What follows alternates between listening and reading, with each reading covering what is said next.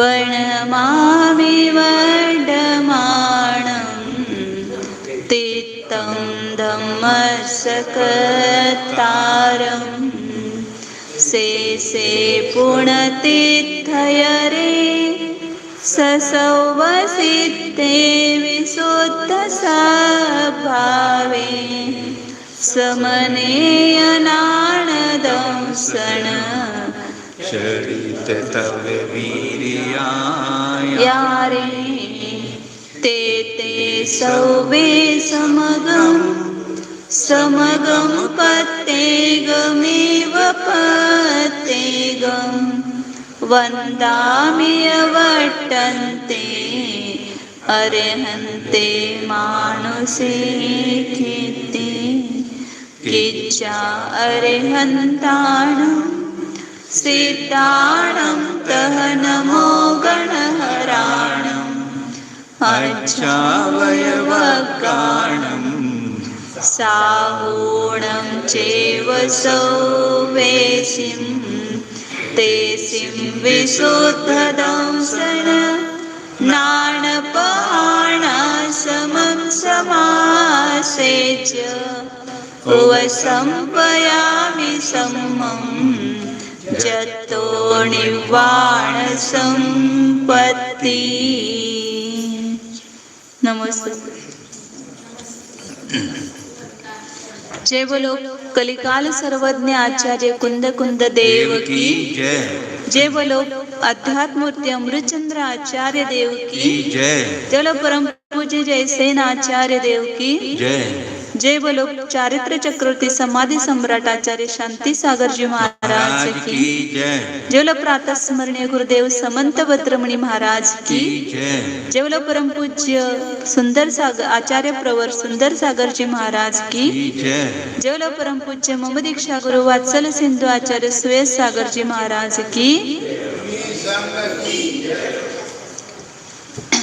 श्री कुंद कुंद आचार्य विरचित प्रवचन सार परमागम है।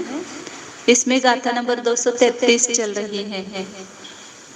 तीसरा अधिकार मुनियों के चारित्र का वर्णन इसमें किया है।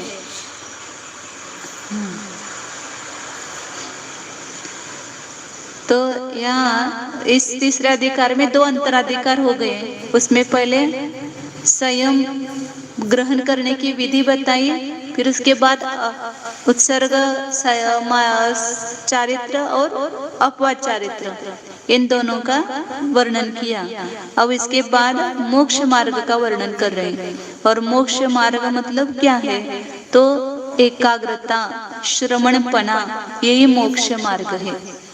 और वह मोक्ष मार्ग एकाग्रता पदार्थ के निश्चय से होती है। जब तक पदार्थ का निर्णय नहीं है तब तक एकाग्रता नहीं आ सकती है। और एकाग्रता जब तक निश्चय कब होगा? आगम के अभ्यास के बिना पदार्थ का निर्णय नहीं होता है। इसलिए मोक्ष मार्ग को प्राप्त करने के जिज्ञासुओं को सबसे पहले आगम का अभ्यास करना चाहिए। ये प्रेरणा 232 नंबर पिछले गाथा में दी थी। अब उसके आगे की गाथा में उसी का समर्थन कर रहे हैं कि जो आगम से रहित है। गाथा पढ़ते एक बार 233 नंबर की गाथा है। आगमहीनो समनो नेव पाणं परं वियाणादि अविजानन्तो अर्थे खवेदिकं माणिकिदभिक्खु। पहली गाथा का अर्थ हुआ था, टीका में भी किया था कि जो आगम से रहित है, मतलब जिसको आगम का ज्ञान नहीं है, आगम का अभ्यास नहीं है, वह जीव पर और आत्मा मतलब स्व और पर इसका निर्णय नहीं कर पाता है कि स्व क्या है और पर क्या है। यह जो अमूर्तिक चैतन्य स्वरूप आत्मा मैं हूँ और ये शरीर आदि जितने भी है वे सब पर द्रव्य है, ऐसा निर्णय उसको नहीं होता है, उसका ज्ञान ही नहीं होता है। आगम नहीं पढ़े उन जीवों को पूछो कि कौन हो तुम, क्या बताएंगे? मैं मनुष्य हूँ। आपको दिखाई नहीं देता है कि मैं मनुष्य हूँ?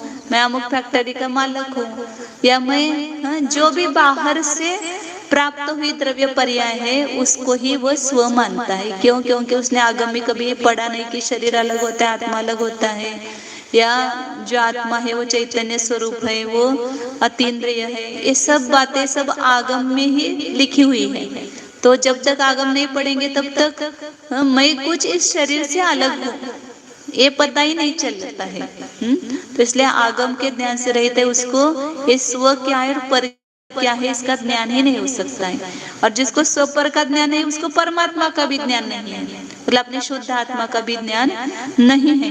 इसलिए अलग से एक आचार्य, बहुत सारे लोग स्व पर भी कहते हैं लेकिन अपने शुद्ध आत्मा तत्व का अनुभव नहीं करते हैं, तो वो भी मतलब उनको आगम ज्ञान है तो उनको परमात्मा का भी ज्ञान नहीं होता है। अब उसके दूसरे लाइन की जो पंक्ति है कि जिसको आत्मा का ही ज्ञान नहीं, पर का ही ज्ञान नहीं, अपने शुद्ध आत्मा का ज्ञान नहीं, वो कर्म का क्षय कैसे कर पाएगा? क्योंकि कर्म का नाश तभी होगा जब यह जीव अपने शुद्ध आत्मा का वेदन करेगा। जब तक हमें जिसको हटाना है वही पता नहीं है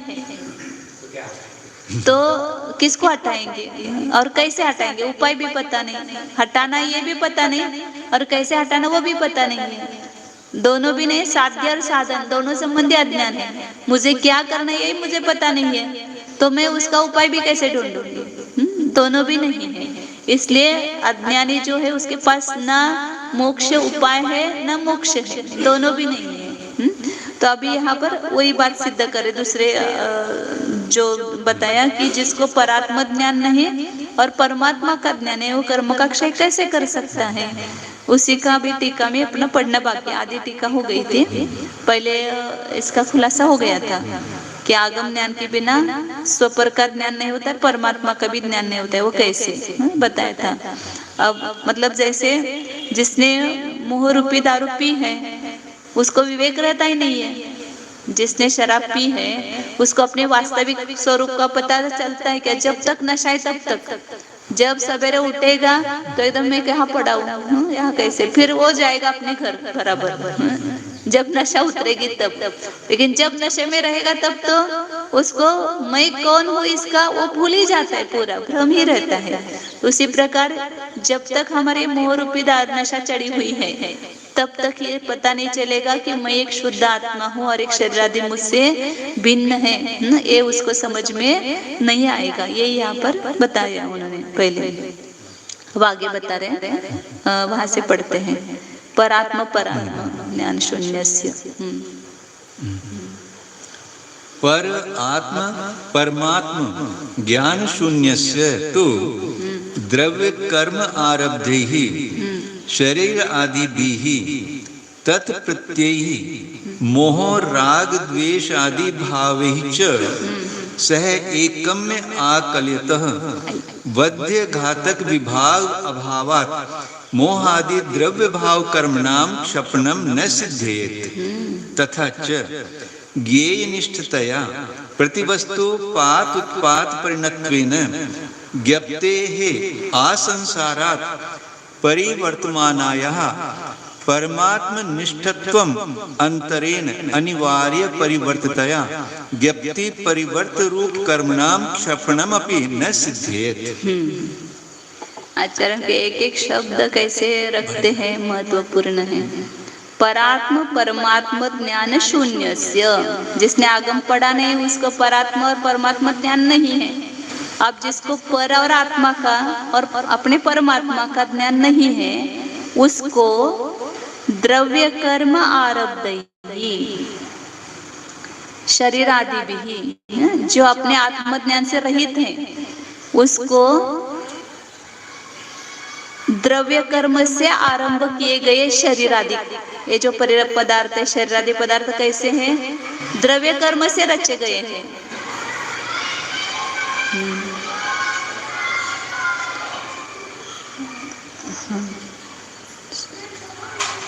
द्रव्य कर्म आरब्ध ही शरीर आदि भी। लगता है क्या ये शरीर किसने रचा है?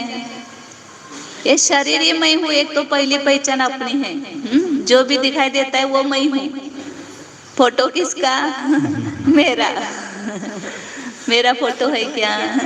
जिसको लगता है कि वो मेरा फोटो है, तो उसकी शरीर के प्रति अभी एकत्व बुद्धि नहीं छूटी है। भले शरीर के प्रति राग जब तक कषाय तब तक रह सकता है, लेकिन शरीर के प्रति एकत्व की जो मान्यता है वो तो पहले छूटती है।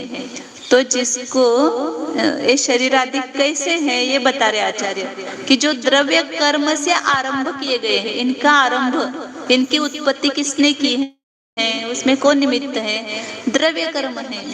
क्योंकि अपन पढ़ते हैं 8 कर्म, तो उसमें नाम कर्म है। तो नाम कर्म ने हमने जब बंद किया तब ये शरीर में एक बिल्डिंग है ना, क्या है? ये बिल्डिंग है। तो उस बिल्डिंग का नकाशा निकाला उसने, नाम कर्म ने। कैसी बनेगी बिल्डिंग? पूरा नकाशा उसने एक किया था। उसको ऑर्डर किसने दी थी? मालिक देता है ऑर्डर, ऐसा ऐसा मुझे चाहिए। तो जीव के जो उस समय किए हुए भाव, वो स्वामी है उसके, मतलब उसने ऑर्डर की थी। और उस समय नाम कर्म रूपी इंजीनियर, जो क्या बोलते हैं उसको, आर्किटेक्ट, उसने उसका नकाशा बना दिया था। हाँ, इसका ऐसा रूप रंग होगा, उसका पूरा पिक्चर उसके सामने है। फिर जब नाम कर्म का उदय आता है अगले भाव में, वो क्या होगा? इंजीनियर। फिर वो इंजीनियर क्या करता है? उसकी पूरी योजना करता है ना, इसको कैसे बनाना, किसको क्या काम सौंपना, किसको क्या सौंपना, वो सब उसका क्या लेता है, उसको क्या बोलते हैं? हाँ, इंजीनियर अपने हाथ में लेता है उसको बनाने का सब पूरा। हाँ, कॉन्ट्रैक्ट ठेका लेते हैं ना, वो ठेका ले लिया। हाँ, तो उस नाम कर्म ने लिया ठेका। फिर उस नाम कर्म ने क्या किया? सबको काम सौंप दिया। शरीर का नाम कर्म, बंधन नाम कर्म, संघात नाम कर्म, उनको पूरा आहार वर्गना को उसने ऑर्डर दे मंगाया माल आहार वर्गना का। फिर वो आहार वर्गना से क्या बनाए? शरीर नाम कर्म ने उस शरीर रूप से परिणमन किया। सभी प्रकृतियां उसकी देखो नाम कर्म की, वो सब शरीर की बिल्डिंग को निर्माण करने में सब सहायभूत है। बंधन नाम कर्म ने उसमें क्या किया? एक में एक में माल मिला दिया। और फिर वो संघात नाम कर्म ने क्या किया? सीमेंट डाल करके उसको पैक बना दिया।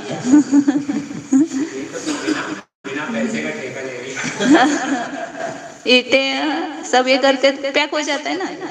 फिर संस्थान नाम कर्म ने क्या किया? उसको आकार दिया। बस ऐसा गोल आकार चाहिए हमको, षटकोण आकार, त्रिकोण, चौकोन, जो भी बिल्डिंग का आकार चाहिए वो सब संस्थान नाम कर्म ने उसको आकार दे दिया। फिर संवहन नाम कर्म क्या किया? उसको वो जो उस बनाते समय सलिया डालते ना बीच में, बिना सलिया डाले और माल डाल दो तो गिर जाएगा ना वो। तो ऐसे ये हड्डियां जो है, हड्डियों का बंधन, वो संवहन नाम कर्म उसमें सलिया डाल देता है और वो सब खड़ा हो जाता है, बिल्डिंग खड़ी हो जाती है, खड़ी रहती है। हड्डियां टूट गई तो गिर जाएगा ना, ये शरीर रहेगा ही नहीं। तो संवहन नाम कर्म उसको ये करता है, उसको खड़ा करता है। फिर उसके बाद पूरा उसका क्या बोलते हैं, ये करते हैं, दीवार को सफाई बनाते हैं और फिर उसको पेंटिंग करते हैं। तो वर्ण नाम कर्म, उसको स्पर्श नाम कर्म पहले मुलायम करता है, स्पर्श नाम कर्म उसको मुलायम करता है। फिर उसमें वो पेंट भी थोड़ी सी सुगंध आनी चाहिए, तो गंध नाम कर्म उसमें गंध डाल देता है। और वर्ण नाम कर्म उसको रंगाता है, पूरा रंगना देता है। और वो ऐसे शुभ नाम कर्म उसको अच्छा सौंदर्य लाता है उसमें। रस भी रहता है ना उसमें, रस भी उसका रहता ही है कुछ ना कुछ। तो ये पूरे नाम कर्म, ये निर्माण नाम कर्म रूपी इंजीनियर ये सबको यथास्थान ये कर देता है, सबका अपना अपना। ये अंगोपांग नाम कर्म है, ये सब फर्नीचर है ना अपने घर के, इससे बैठते हम, इससे सोते हैं, हाँ, इससे सब उंगलियों से खाते हैं, तब ये सब फर्नीचर है। तो ऐसे शरीर रूपी बिल्डिंग ही है, आचरण इसको उपमा दी है बिल्डिंग की। और हम क्या मान रहे हैं? तो बिल्डिंग हम हैं कि उसमें रहने वाले हम हैं? बिल्डिंग का मालिक वो बिल्डिंग को अपना मानता है कि मैं बिल्डिंग में रहने वाला मानता है। तो बिल्डिंग जो है वो ईंट पत्थर इससे हुई है और उसमें रहने वाला मैं अलग ही वैसा मानता है ना। तो यहाँ पर जो इस शरीर में वास करता है वो आत्मा ये जानता ही नहीं है कि ये बिल्डिंग है शरीर, ये यंत्र है, ये यान है, इसमें मैं बैठ करके जा रहा हूँ। हाँ, ये अंदर में भेद विज्ञान का अभाव है। क्यों? क्योंकि इसको आगम का ज्ञान न होने से स्वपर का ज्ञान नहीं हुआ है। इसलिए आचार्य ने वहां पर पीछे उसको विशेषण लगाए। शरीर कैसा है? द्रव्य कर्म आरब्ध ही शरीर आदि भी, द्रव्य कर्म से जिसका आरंभ हुआ है, जिसकी उत्पत्ति हुई है, ऐसे शरीर आदि भी डाल दिया उसमें। हाँ, इंद्रियां है, शरीर के ही अवयव है, वो भी सब द्रव्य कर्म से रचे हुए हैं। मुझे नाक ऐसे क्यों नहीं मिले, हाँ? मुझे कान ऐसे क्यों मिले, या आंख ऐसे क्यों मिले, हाँ? तो ये सब भी नाम कर्म से रचा हुआ है। जिसके जैसे नाम कर्म का उदय वैसे उसको नाक कान आंख सब अवयव उसके मिले हैं, अंगोपांग नाम कर्म के उदय से। लेकिन हमने क्या माना है कि बस ये सब अवयव मेरे हैं और ये मेरे रखने से, मेरे उत्पन्न होने से, मैं ये इसकी उत्पत्ति से मेरी उत्पत्ति हुई। जन्म किसका हुआ? मेरा हुआ। किसके जन्म से माना? शरीर के जन्म से। आत्मा का जन्म तो होता ही नहीं है, आत्मा तो पहले ही था, वहीं से आया हुआ है। और यहाँ पर जहाँ शरीर पैदा हुआ, हाँ, तो हमने क्या मान लिया कि मेरा ही जन्म हुआ। तो इसलिए ये शरीर आदि जो है ये द्रव्य कर्म से रचे गए। आदि से और भी सब ले लो, स्त्री पुत्र मित्र आदि है, धन धान्य है, घर मकान खेती बाड़ी, ये सब है किससे रचित है? ये सब कर्माधीन है, आपके अधीन नहीं है। हमें तो लगता है कि मेरे अधीन है, सब कुछ मैंने कमाया है, मेरे कमाने से सब कुछ मिला है, ये आपके कमाने से नहीं मिला है, सब कर्म के उदय से मिला है। हाँ, आपने किया है, लेकिन अभी वर्तमान में उसको आप नहीं ला रहे हो ना, वो उस समय भाव आपने किए, उस भाव के निमित्त से कर्मण वगैरह स्वयं कर्म रूप परिणमित हुई और उस कर्म के उदय से ये सब कुछ मिल रहा है। तो अभी के पुरुषार्थ से आपको वो नहीं मिल रहा है, पुरुषार्थ निमित्त बन रहा है वो भी। का पुरुषार्थ सही, लेकिन किया तो मेरे द्वारा ही गया था, उसका जनक तो मैं हूँ। उसका आप भावों के जनक हो, आप अपने भावों के उपादान कारण हो। कर्मण वगैरह तो स्वयं कर्म रूप हुई है। हाँ, और उसके निमित्त से ये सब जो नो कर्म है उस निमित्त दोनों घटित करना पड़ेगा ना, उपादान कारण निमित्त कारण। मैं किसका निमित्त हूँ? मैंने अपने भाव किए, उसका उपादान कारण मैं हूँ। और उसके निमित्त से जो कर्म बंधे वो उसमें निमित्त मेरे परिणामों के निमित्त से वो बने हैं, लेकिन वो उपादान कारण वे स्वयं उसके हैं। और यहाँ पर भी द्रव्य कर्म भी निमित्त कारण ही है, शरीर का भी, वो भी उपादान कारण नहीं है। जो कर्म का उदय है वो भी एक निमित्त ही है, जीव के परिणाम भी निमित्त ही है। वास्तव में इन परमाणुओं की स्कंद रूप बनने की योग्यता है। ये जो आहार वर्गना के परमाणु शरीर रूप से परिणमित हुए वो उसके उपादान कारण है शरीर के। हाँ, और ये स्कंद है ना, एक प्रकार का स्कंद ही है। जैसा ये स्कंद दिखाई दे रहा है बाहर के घट इत्यादि, ऐसा ये घट ही है ना, एक बना हुआ परमाणुओं का। हाँ हाँ हाँ, कोई करता ही नहीं, इसका कोई धरता ही नहीं। हाँ हाँ, करता न करता कोई अनुभव स्वयं में नहीं। आत्मा में परमात्मा को शांति सारी जन। हाँ हाँ, इसका उत्तर ये है। हाँ, बराबर है।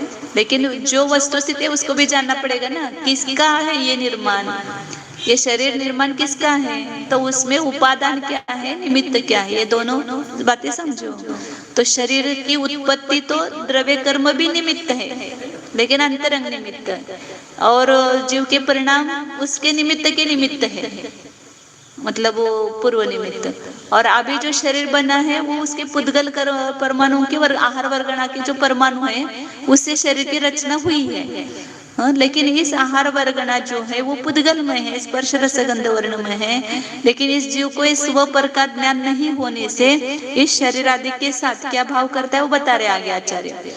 हाँ, जीव करता ना होगा कि जीव के भाव जो है वो करता। करता मतलब निमित्त ही है, करता नहीं कहो उसको, बुलाने वाला वो जोड़ने वाले तो जीव के भाव है। बुलाया मतलब हमने कुछ नहीं किया, हमने अपने में भाव किए, तो उन भावों का कर्ता जीव हुआ। वो कर्मण और कर्म स्वयमेव आ गई है, वहां पर स्वयमेव कर्म रूप हुई है। उसमें दोनों में निमित्त नैमित्तिक संबंध है। तो निमित्त नैमित्तिक संबंध ऐसा ही है कि ये जीव राग करेगा तब वो कर्मान वर्गना उस कर्म रूप परिणमित होगी। जब सूर्य का उदय होगा तो कमल खिलेगा। ये दोनों में निमित्त नैमित्तिक संबंध आया है। ऐसे यहाँ पर निमित्त नैमित्तिक संबंध है दोनों में। निमित्त के बिना भी नहीं होगा, जीव के परिणाम के बिना भी कर्मान वर्गना कर्म रूप नहीं होगी। और उससे ही हुई ऐसा नहीं है, मतलब उसने उसमें परिवर्तन किया ऐसा भी नहीं है। वो जीव को निमित्त कहेगा। हाँ, जीव भी निमित्त है। और कर्मान वर्गना तो अनंत अनंत पड़ी हुई है। इतनी ही कर्मान वर्गना उस समय कर्म रूप क्यों हुई, अन्य क्यों नहीं हुई? जीव परिणमित करता तो जिसमें जिसमें योग्यता थी कर्म रूप होने की, उतने उतने कर्मान वर्गना उस समय कर्म रूप हुए। बाकी के कर्मान वर्गना कर्म रूप नहीं हुए। मिट्टी बहुत सारी पड़ी हुई है तो उन सब में घट बनने की योग्यता है, शक्ति है। लेकिन उस समय जो मिट्टी में घट बनने की योग्यता आ गई, कुंभकार उसी मिट्टी को लेकर के उस समय घट बनाता है। हाँ, तो इस प्रकार अनेक कारण है एक कार्य होते समय। तो यह कहने का मतलब क्या है कि शरीर आदि जो है द्रव्य कर्म से प्रारंभ हुए हैं, ऐसे शरीर आदि के साथ और तत्प्रत्यय ही मोह राग द्वेष आदि भाव ही सह, और उस शरीर आदि के निमित्त से क्या होता है? मोह राग द्वेष आदि भाव। ये पर का संबंध ही जीव को न आए तो कभी राग द्वेष उत्पन्न ही नहीं होंगे। जितने भी पर के संबंध के कारण ही मोह राग द्वेष भाव पैदा होते हैं। शरीर आया कि शरीर के साथ में अनुकूलता प्रतिकूलता है। देखो यहाँ पर चुभन हो रही है, तुरंत द्वेष होता है। ऐसे क्यों तकलीफ होती है? निरोगता हो जाती है, थोड़ा सा बुखार आया तो दुख हो गया, तुरंत द्वेष भाव पैदा होता है। निरोगता आ गई कि तुरंत राग भाव नहीं, बहुत अच्छा बढ़िया है हमारा। इस शरीर के निमित्त से और ये जो कर्मोदय जनित संयोग है, इसके निमित्त से मोह राग द्वेष आदि भाव पैदा होते हैं। इसलिए आचार्य कहा कि तत्प्रत्यय ही शरीर आदि का जिसमें निमित्त है, ऐसे मोह राग द्वेष आदि भाव पर द्रव्य के संयोग के निमित्त, वो भी निमित्त है। पर द्रव्य पैदा नहीं करता है मोह राग द्वेष, लेकिन वो निमित्त बनता है, उसमें सहायक बनता है। तो पर द्रव्य जिसमें निमित्त है, ऐसे मोह राग द्वेष आदि भाव ये दोनों के साथ, पहले भी आया था ना कि उपयोग के साथ मोह राग द्वेष आदि भावों का मिश्रण हुआ है। निमित्त हो गए तो फिर कर्ता कौन हुआ? किसका? जीव भी यहाँ निमित्त बन रहा है। किसका? कर्म को कर्म रूप परिणाम कार्य अलग अलग है ना। कल हमने वो सिखाया था प्रवेशिका में, भाव बंध द्रव्य बंध, दो कार्य अलग हैं, तो दोनों के उपादान निमित्त अलग अलग है। भाव बंध का उपादान कषायुक्त आत्मा है और निमित्त पूर्व कर्म का उदय है। द्रव्य बंध में कर्मान वर्गना उपादान है और जीव के भाव निमित्त है। तो अपन पूर्व कर्म का उदय करेंगे। हाँ, पूर्व कर्म का उदय करेंगे ना। कैसा हमें क्यों हुई अभी, तो उसमें निमित्त कौन है? तो पूर्व कर्म का उदय है। और अभी वर्तमान का हमारा भाव नए कर्म आने में निमित्त बन रहा है। हाँ, तो निमित्त बना, और वो जो कर्मान वर्गना कर्म रूप हुई वो स्वयं उपादान कारण है। उपादान कारण का और निमित्त कारण दो अलग है ना। जो स्वयं उस रूप परिणमित होता है वो उपादान होता है, और अन्य जो उसके लिए सहायक होते हैं वो सब निमित्त कारण है। कल हमने वो लिया था, सब एक रोटी है तो उसका उपादान क्या है और निमित्त क्या है। तो आटा और जल उपादान हो गया, वो स्वयं रोटी रूप हो रहा है, तो बाकी जितने भी है सब उसके निमित्त कारण हो गए। ऐसे यहाँ पर शरीर आदि के लिए पूर्व कर्म का उदय भी निमित्त है, जीव के भाव उसमें निमित्त है, और आहार वर्गना स्वयं शरीर आदि से उत्पन्न हुई है। आहार आदि वर्गना शरीर रूप से परिणमित हुई है, तो उपादान कारण है। और जो जीव को मोह राग द्वेष आदि भाव हो रहे हैं, किस निमित्त से हो रहे हैं? तो इन सब परद्रव्यों के संयोग के निमित्त, वो भी निमित्त है उसमें। जीव स्वयं मोह राग अपने उपादान की अशुद्धता के कारण, अशुद्ध उपादान के कारण राग द्वेष आदि रूप भाव रूप से परिणमन कर रहा है। लेकिन उस समय निमित्त ये परद्रव्य बन रहे हैं। आपने मुझे मेरी स्तुति की, तुरंत मुझे राग उत्पन्न हुआ। तो राग मैं यदि स्तुति को निमित्त नहीं बनाती, मैं अंतरंग में अपने स्वरूप को जानते हुए उसमें स्थित हो जाती, तो मुझे राग पैदा नहीं होता। मैं ये जानती कि ये तो शब्द है, ये तो मुझे कुछ स्पर्श ही नहीं करते हैं, तो हाँ पद लिखी है, तो स्वभाव से हम बाहर हैं, इस कारण से राग द्वेष मोह राग द्वेष आदि भाव उत्पन्न होते हैं। स्वभाव में जब लीन होंगे तो अपने आप मोह राग द्वेष आदि भावों का अभाव होगा। तो वो परद्रव्य जिसमें निमित्त है, शरीरादिक जिसमें निमित्त है, से मोह राग द्वेष आदि भावों के साथ ये बता रहे थे हम कि आत्मा के प्रदेश और शरीर के प्रदेश मतलब शरीरादि द्रव्य, इन दोनों में भेद विज्ञान नहीं है जीव को। ये आत्मा अलग है द्रव्य और शरीरादिक द्रव्य अलग है, और ये उपयोग अलग है और ये राग अलग है, इसमें भी भेद विज्ञान नहीं है। उपयोग सहित मोह राग आदि मिश्रण सहित ही उपयोग को अपना स्वभाव मानता है जी। राग से रहित जो केवल न्यायक स्वभाव है, जानना देखना ये स्वभाव है, उस स्वभाव को नहीं जानता है। इसलिए तो ये भेद विज्ञान न होने के कारण क्या कर रहा है, सह ऐक्यम आकलयतः, ऐसा बुद्धि में है नहीं कि शरीर अलग और आत्मा अलग है, या रागादि भाव अलग और मेरा ज्ञान अलग है, इस प्रकार का अंदर में भेद रहता ही नहीं, उसमें एकता का अनुभव करता है। ये मोह राग द्वेषादि भाव हो रहे, वह मैं ही हूँ, मैं ही उसको उत्पन्न कर रहा हूँ, और ये शरीरादिक मैं ही हूँ। इस प्रकार अंतरंग में नियत न्यायक भेद विज्ञान नहीं और भाव्य भावक रूप भेद विज्ञान नहीं है।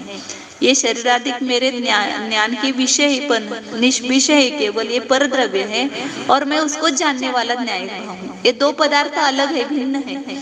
ऐसा भेद विज्ञान की मर्यादा, भेद विज्ञान का अंतरंग में भाव भाषण नहीं है। क्यों नहीं है, तो उसका क्या कारण बताया, परात्मा परमात्मा ज्ञान से शून्य है। और परात्मा परमात्मा ज्ञान से शून्य क्यों है, क्योंकि आगम से शून्य है। आगम का ज्ञान नहीं इसलिए इसका ज्ञान नहीं, और इसका ज्ञान नहीं इसलिए दोनों में एकता करता है, भेद विज्ञान का अभाव है।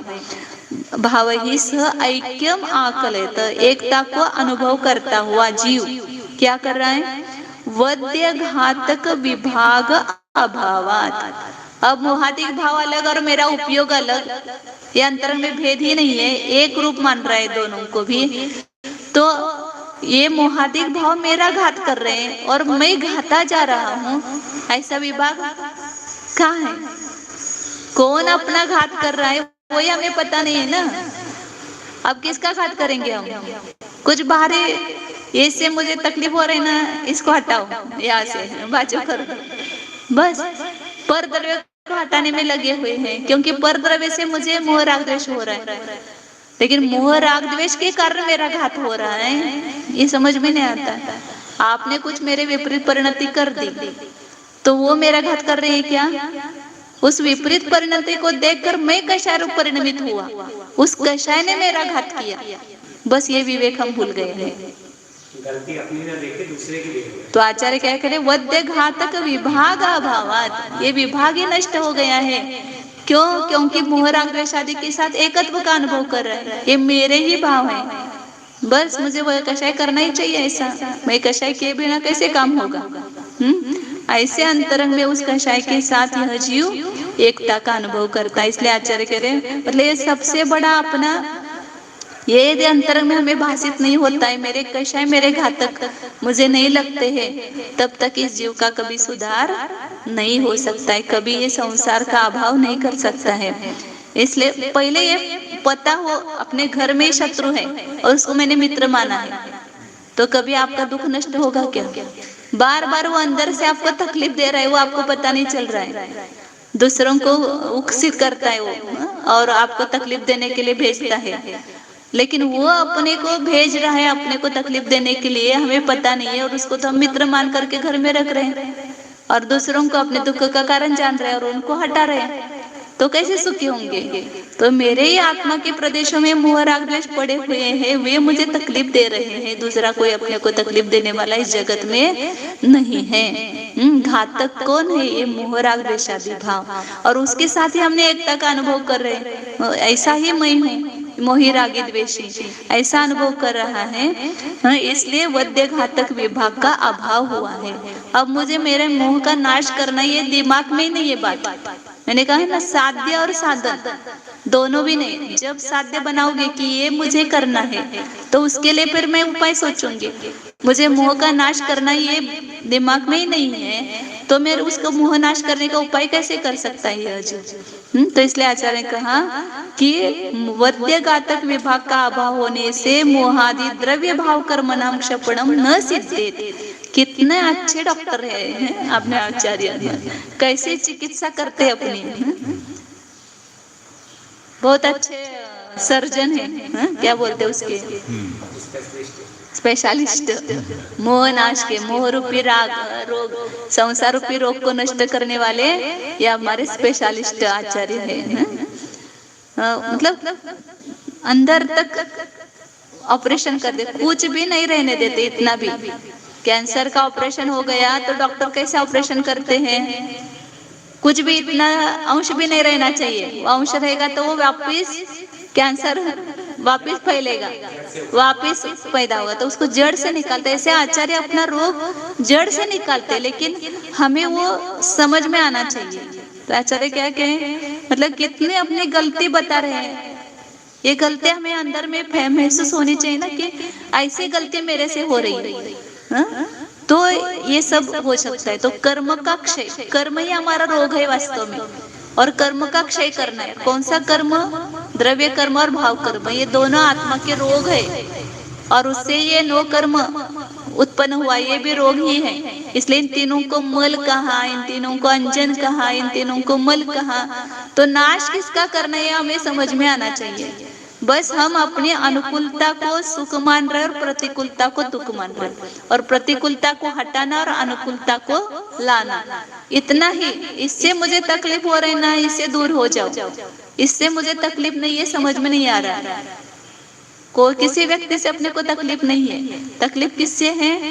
मेरे भाव कर्म से, मेरे द्रव्य कर्म से, मेरे नो कर्म से मुझे तकलीफ हो रही है। दूसरा कोई इसमें निमित्त, दूसरा कोई इसमें कारण नहीं है। ये जब समझ में आ जाए तो फिर हम अपनी छन्नी कहाँ लगाएंगे?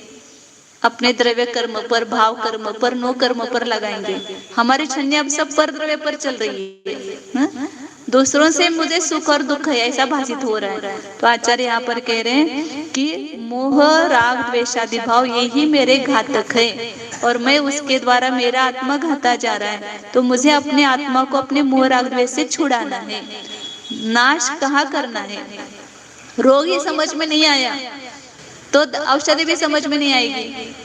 रोग क्या है? ये मोह राग द्वेष भाव, यही अपना रोग है वास्तव में। उसको निकालना है, उसको दूर करना है। ये जब समझ में आएगा तो फिर उसकी दवाई क्या है, फिर उसका सेवन करो तो उससे दवाई ठीक होगी, रोग ठीक होगा। इसलिए आचार्य कह रहे हैं कि वद्य घातक विभाग का अभाव होने से मोहादि द्रव्य भाव कर्मों का, मोहादि द्रव्य कर्म और मोहादि भाव कर्म, इन दोनों का भी क्षपणम न सिद्धे, क्षपण सिद्ध नहीं होगा। अब एक कर्म लिया मोहादि द्रव्य कर्म भाव कर्म, और दूसरा ले रहे न्यप्ति परिवर्तन, इसको कर्म, इसको भी कर्म कहा। न्यप्ति परिवर्तन माने क्या कि प्रत्येक नए पदार्थ के प्रति हम परिणमित हो रहे, मतलब इसको जाना, फिर उसको जानने से उसके साथ तन्मय होना, फिर इसको छोड़ करके दूसरे पदार्थ को जानना, उसके साथ तन्मय होना, ये न्यप्ति परिवर्तन है। तो ये न्यप्ति परिवर्तन भी 12वें गुण स्थान तक चलता रहता है। ऐसे मोह पूर्वक तो 10वें गुण स्थान तक है, लेकिन उसके बाद भी ज्ञानावरण कर्म का क्षोभ है, उस कारण से न्यप्ति परिवर्तन होता रहता है। तो ये न्यप्ति परिवर्तन रूप कर्म का भी क्षय वो नहीं कर सकता, ये बता रहे हैं यहाँ पर। क्या संक्रांति कहते हैं? किसको? परिवर्तन मतलब संक्रांति, मतलब एक नए को छोड़ करके दूसरे नए। तो हम राग से बुद्धि पूर्वक एक नए को छोड़ करके दूसरे नए को जानने के लिए जाते हैं ना। हाँ, नहीं गेय बोलते ना आप, गेय परिवर्तन। अभी सुना, मैं ऐसे बोलते रहूंगी, कितने काल तक सुनेंगे आप? बदल जाएंगे। अब ये तो शास्त्र बंद करो, दूसरा चालू करो, इतना तो कहेंगे। फिर उसको और एक ही बात में 100 बार बोलूंगी आपको, तो चलेगा क्या? न्यप्ति परिवर्तन मतलब राग पूर्वक है वो, मतलब उसमें हमें आनंद नहीं आता, फिर वो दूसरा चाहिए, उसके लिए हाँ चेंज चाहिए। न्यप्ति परिवर्तन उसको बोलते हैं। न्यप्ति मतलब जानना, जानने में परिवर्तन चाहते हैं। तो किस कारण से चाहते हैं ज्ञप्ति परिवर्तन? एक मन्यप्ति परिवर्तन भी 3 प्रकार का है इसे। एक दर्शन मोह जनित, एक चारित्र मोह जनित और केवल एक ज्ञानावरण कर्म की क्षोभ जनित। चौथे गुण स्थान के पहले तक मतलब दर्शन, पहले गुण स्थान में दर्शन मोह जनित ज्ञप्ति परिवर्तन है। मतलब प्रत्येक नेय को जान करके उसके प्रति एकत्व करता है, ये ज्ञप्ति परिवर्तन है, नेय के प्रति एकत्व। फिर चतुर्थ गुण स्थान से एकत्व छूट जाता है लेकिन उसके प्रति राग द्वेष होता है। चारित्र मोह जनित ये राग द्वेष होता है तो वो चारित्र मोह जनित ज्ञप्ति परिवर्तन है। फिर 10वें गुण स्थान में मोह भी छूट जाता है लेकिन फिर भी 12वें गुण स्थान में एक नेय से दूसरे नेय पर संक्रांति करता है तो वहां पर वो ज्ञानावरण कर्म के क्षोभ जनित है वो। और ये तीनों ज्ञप्ति परिवर्तन का जब अभाव होता है तो केवली भगवान केवल ज्ञानी होता है तो वहां पर ज्ञप्ति परिवर्तन नहीं रहता है। फिर हर समय स्वपर को वो एक साथ जान रहे हैं तो वहां पर ज्ञप्ति परिवर्तन नहीं है।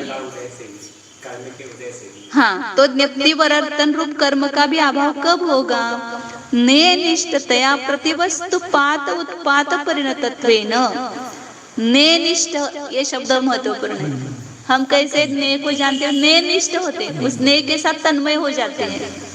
तो अभी 3 प्रकार की तन्मयता बताई ना। एक तो दर्शन मोह जनित तन्मयता, तो वो अज्ञानी तो उसको अंदर में ये भेद ही नहीं है कि नेय अलग है और न्यायिक अलग है।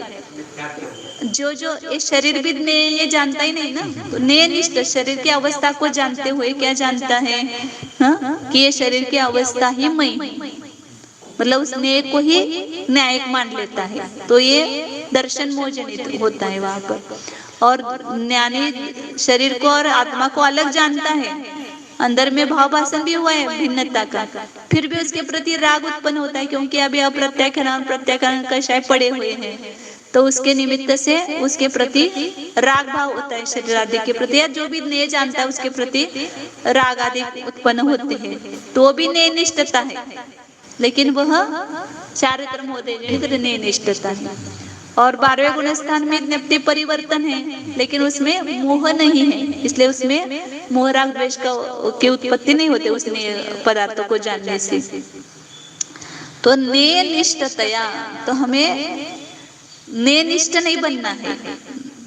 अंदर में अभी पूरा अभाव तो नहीं होगा लेकिन अंदर में ये अपने को भेद विज्ञान होना चाहिए कि ये नेय और मैं न्यायिक हूँ। नेय रूप स्वयं को नहीं मान करके नेय रूप परिणमन नहीं करना। अभी आवाज आती जाती तकलीफ होती है ना थोड़ी, लेकिन उस समय यदि अंदर में वेदन करो कि ये तो नेय है मैं तो न्यायिक हूँ, मैं न्यायिक नहीं होता तो ये नेय मेरे ज्ञान में कैसे आ जाता? तो उसको केवल नेय रूप से रखो तो अंतरंग में शांति रहती है। लेकिन जब उसके साथ तन्मय होते हैं तो वहां पर राग द्वेष पैदा होते हैं। ये खेल चलता रहता है ज्ञानी के जीवन में, बार बार खेल चलता रहता है अंतरंग में। तो इसलिए नेयनिष्ठतया प्रति वस्तु पात उत्पात परिणतत्वेन, प्रत्येक वस्तु के प्रति, बहुत पुस्तक बढ़िया है कितनी अच्छी है। ये नेय को देखा कि तुरंत पात उत्पाद उत्पाद वे वहां पर अपने राग का उत्पाद हुआ और वे हुआ, ऐसे उत्पाद वे रूप से परिणत होने से न्यप्ते है, न्यप्ति मतलब जानन रूप जो क्रिया है उसका आ संसारात परिवर्तमान आया, अनादिकालीन संसार से उसमें हमेशा क्या हो रहा है? परिवर्तमान होने से परमात्मनिष्ठत्वम अंतरेण अनिवार्य परिवर्ततया, जब तक हम परमात्मनिष्ठ नहीं होंगे। कितना अच्छा शब्द रखा है। नए निष्ठ की जगह क्या होना है? परमात्मनिष्ठ, कि बस अपने परमात्मा के साथ तन्मय हो जाओ।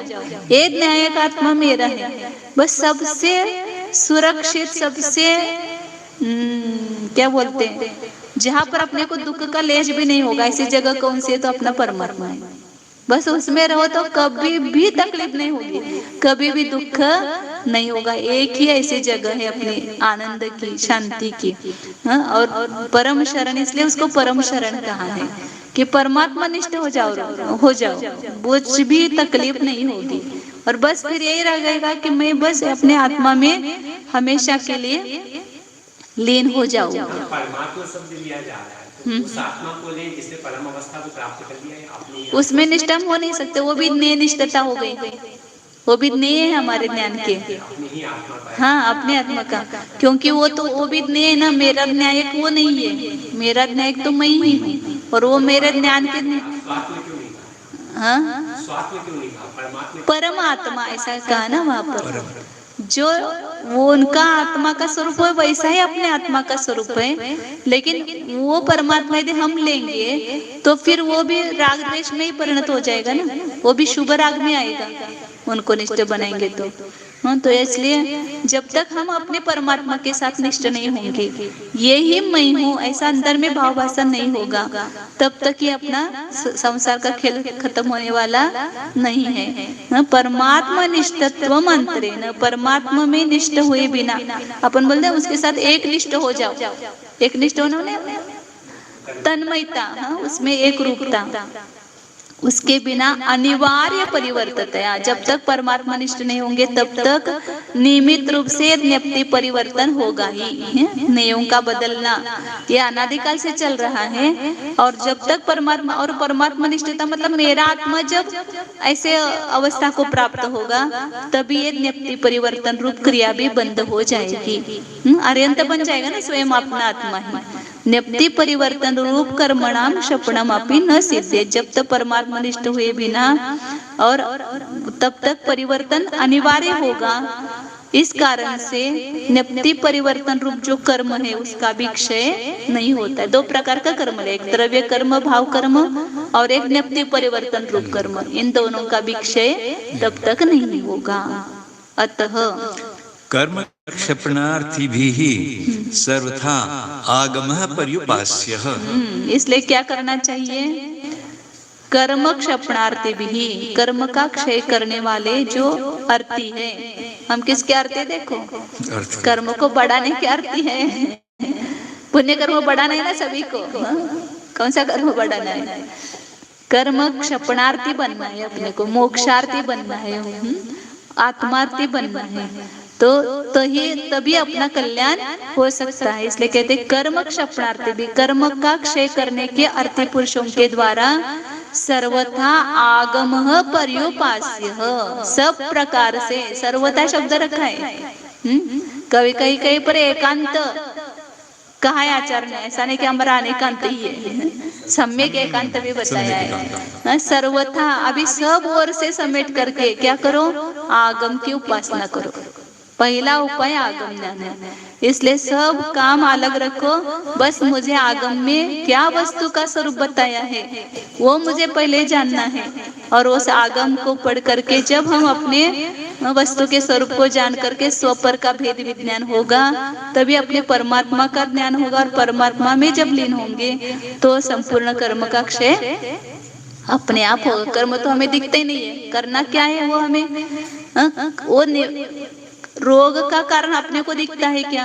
डॉक्टर बताते क्या ऐसा ऐसा हुआ है, ऐसा ऐसा हुआ है, लेकिन डॉक्टर पर विश्वास रख करके हम उपाय करते हैं तो उसका अभाव होता है रोग का। इसी प्रकार जो सर्वज्ञ भगवान ने बताया कि द्रव्य कर्म है, हाँ, उसके निमित्त, उनके उदय के निमित्त से आपको ये तकलीफ हो रही है, तो इस पर विश्वास रख के, वो डॉक्टर पर जैसे विश्वास रखते ऐसे हमारे डॉक्टर पर विश्वास रख के हमें उपाय करना है। खाली क्या उपाय करना है?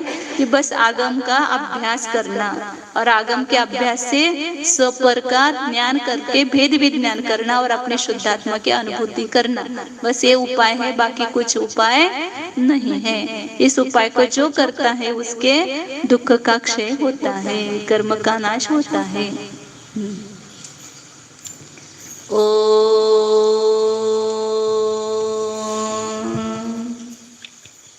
जानिए अपने उपयोग को अंदर में समेट करके प्रैक्टिकल रूप से कीजिए। जो हमने सुना उसका ही स्वयं अनुभव करना है। मैं अनादि अनंत एक शुद्ध चैतन्य स्वरूप जीव द्रव्य हूँ, ऐसा स्व का निर्णय करो क्योंकि अभी आगम के द्वारा हमने जाना है कि जीव का लक्षण उपयोग है, पुद्गल का लक्षण स्पर्श रस गंध वर्ण है। तो फिर उस लक्षण के माध्यम से हम जीव और अजीव को पहचाने कि जो ज्ञान दर्शन स्वरूप है, उपयोग स्वरूप है, वह जीव है, और जो ये स्पर्श रस गंध वर्णमय है वह पुद्गल है। अब उसको ही अपने युक्ति से जानो। आगम के बाद युक्ति आती है कि यहाँ पर जानने का कार्य हो रहा है, चैतन्य की प्रतीति हो रही है, तो यह जीव है, और जिसमें ये स्पर्श रस गंध वर्ण दिखाई दे रहे हैं, ऐसा यह शरीर पुद्गल द्रव्य है। अब हमने युक्ति से जाना तो ऐसा अनुभव करो, उसमें क्या दिक्कत है? जो ये चैतन्य रूप प्रतीति में आ रहा है, यही मैं हूँ, ऐसा अनुभव करो। यदि हम पर का अनुभव कर सकते हैं तो स्व का अनुभव क्यों नहीं कर सकते हैं? करो। जैसा है वैसा अंदर प्रतीति में लेकर के जान करके वैसा ही मैं हूँ, ऐसा अनुभव करने का प्रयास कीजिए।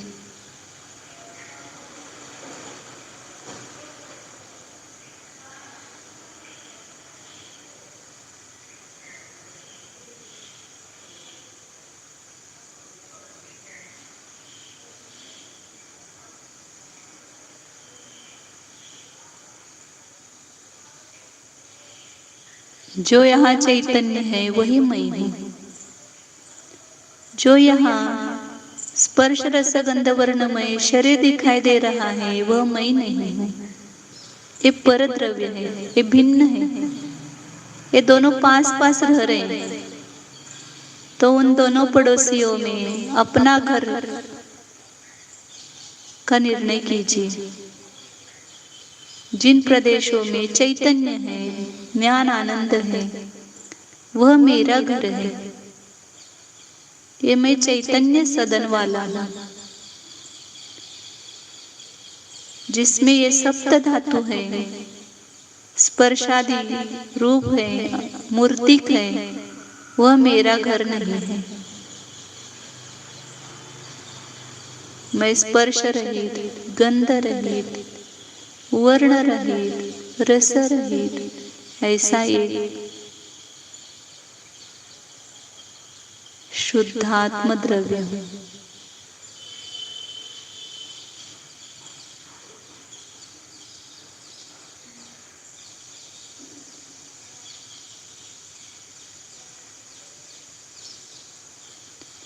शुद्ध चैतन्य सत्ता स्वरूपो टंकोत्कीर्ण न्यायक स्वरूपो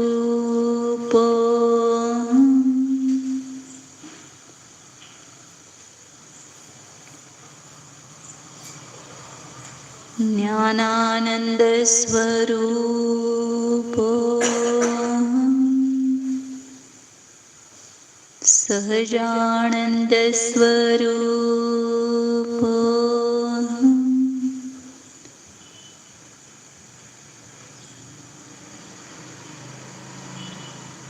निर्मम स्वरूपो एकत्व स्वरूपो शुद्धो एको ध्रुवो